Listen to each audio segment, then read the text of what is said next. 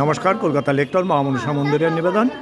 আমরা নবদ্বীপে কয়েকদিন ধরে গৌরহরির কৃপায় আছি।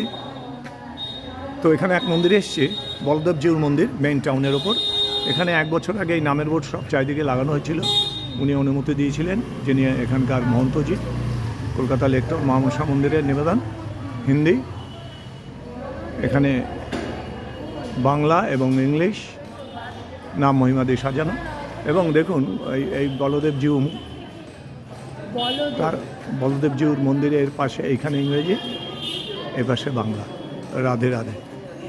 রায় মন্দিরেই অনুমতি যারা যারা ইনচার্জে আছেন দিয়েছেন এবং নাম মহিমা দিয়ে সাজানো রয়েছে।